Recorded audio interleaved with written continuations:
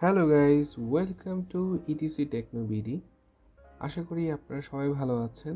আজকে যে বিষয়টি নিয়ে আপনাদের সাথে আলোচনা করব সেটি হচ্ছে ইউটিউবের নতুন একটি ফিচার নিয়ে, সেটির নাম হচ্ছে ইউটিউব শর্টস। আপনারা রিসেন্টলি খেয়াল করবেন মোবাইলে সেটা অফিসিয়ালি পাবলিশ হয়েছে। সেটা হচ্ছে ইউটিউবের কিছু শর্ট ভিডিও আপলোড করার একটি ফিচার নতুন করে পাবলিশ হয়েছে আর কি।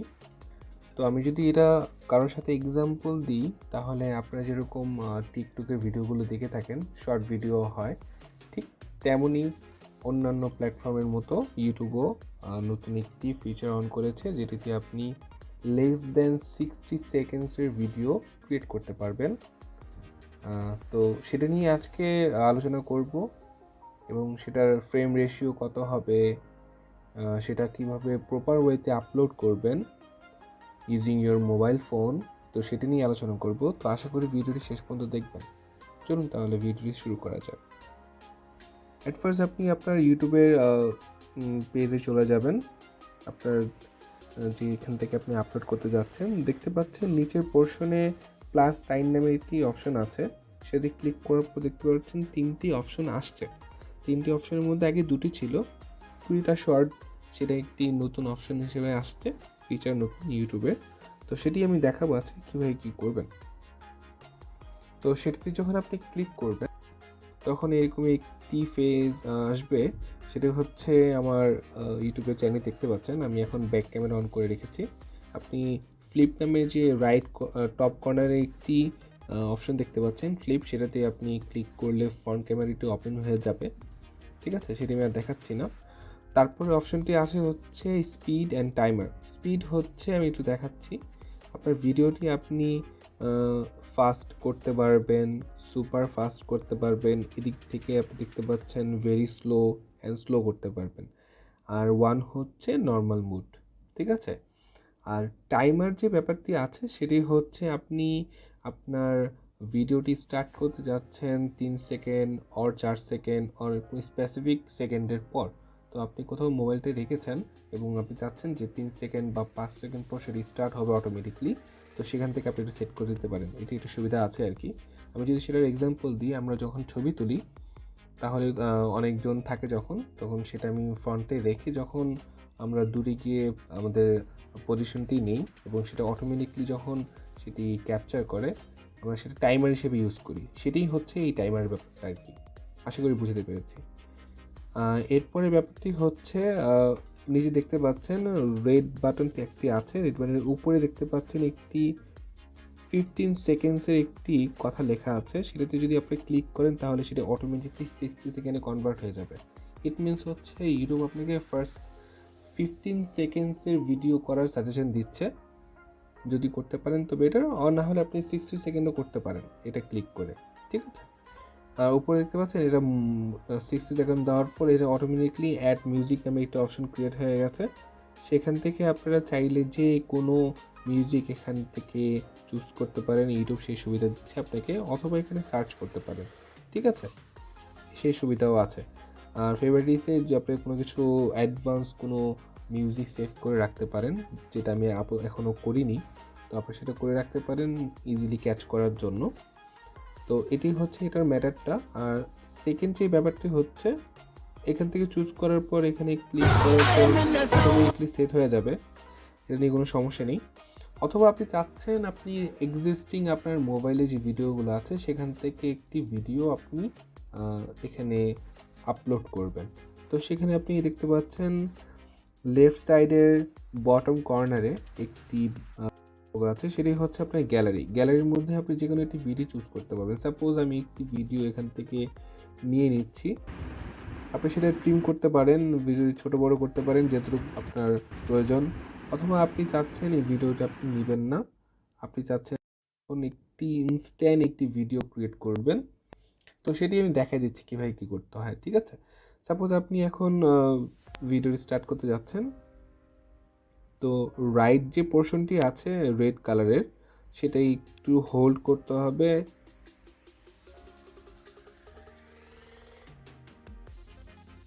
হোল্ড করার পর দেখতে পাচ্ছেন যে উপরের কর্নারে রেড একটি কালার ক্রিয়েট হয়েছে।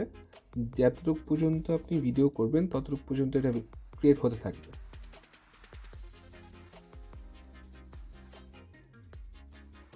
দেখতে পাচ্ছেন এখানে দুটি পোর্শন ক্রিয়েট হয়েছে। দুটি পোর্শন ক্রিয়েট হওয়ার মানে হচ্ছে আপনি যখন এই রেড সার্কেলটি যখন হোল্ড করবেন তখন সেই ভিডিওটি স্টার্ট হবে, আপনি যখন এটা ছেড়ে দিবেন সেটা পজ হয়ে যাবে অটোমেটিকলি এবং সেটি আরেকটি ডিভাইড হয়ে যাবে আর কি। তো এখন কথা হচ্ছে আপনি চাচ্ছেন আপনি ফার্স্ট পোর্শনটি, এখন লাস্ট যে পোর্শনটি আছে সেটা আপনি ডিলিট করতে চাচ্ছেন, সেই পোর্শনটি প্রপার ওয়েতে ভিডিও হয়নি বা আপনি চাচ্ছেন চেঞ্জ করতে, তো সেটাই পসিবল। লাস্ট যে পোর্শনটি আছে আপনি দেখতে পাচ্ছেন উপরে দুইটি পোর্শন ক্রিয়েট হয়েছে। আপনি রেড বাটনের এখানে দেখতে পাচ্ছেন একটি অপশন আছে, সেটা হচ্ছে আপনি আনডু করতে পারবেন। ঠিক আছে, দেখতে পাচ্ছেন এই দুইটাই অপশন ক্রিয়েট হয়েছে, একটিতে আপনি ভিডিও করতে পারবেন, একটিতে আপনি আনডু করতে পারবেন। ঠিক আছে, কোনো ভিডিও যদি আপনি ডিলিট করতে চান তাহলে সেটা আনডু করে দিবেন, কোনো যদি আপনি চাচ্ছেন যে ডিলিট করেছেন সেটা আপনি আবার নিয়ে আসবেন তাহলে সেটা রিডু করবেন। এর সুবিধা আছে আর কি। তো সাপোজ আমি ভিডিওটি যেটুকু করেছি সেটা মনে করেন আপাতত এনাফ, তো আমি সেই ভিডিও দেখতে যাচ্ছি সেটা রিভিউটি কীরকম। তো আপনি এখানে দেখতে পাচ্ছেন টিকের একটি অপশন আছে, সেটি ক্লিক করবেন, হোল্ড করতে এখানে সেই ভিডিওটি আপনাকে দেখাবে, আপনি ভিডিওটি একটু আগে যেটা করেছেন সেটা এখানে দেখাবে। ঠিক আছে, আপনি যাচ্ছেন আরেকটু ভিডিও একটা আবার করতে, তো সেটার জন্য আপনাকে সব কিছু রিডু করতে হবে, আনডু করতে হবে। আনডু করার পর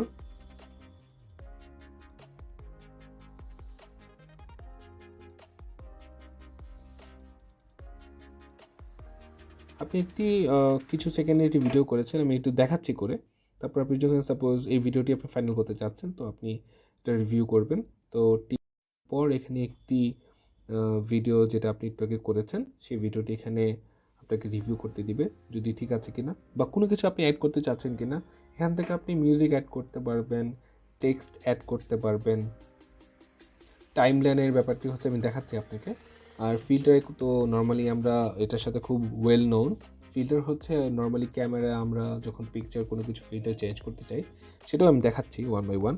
তো মিউজিকের ব্যাপার তো অলরেডি আমি দেখাই দিয়েছি, তো আমি এখন টেক্সটের ব্যাপারে দেখাচ্ছি। টেক্সটে যখন আপনি ক্লিক করবেন তখন এরকম একটি ইন্টারফেস আসবে। তো আপনি সাপোজ আমি আমার ডেস্কটপের স্ক্রিন নিয়েছি, তো আমি ডেস্কটপ স্ক্রিন লিখছি আর কি আপাতত দেখানোর জন্য। তো আপনি চাচ্ছেন এই ডেস্কটপ স্ক্রিনটি আরেকটু ছোট করতে চাচ্ছেন অথবা একটু বড় করতে চাচ্ছেন।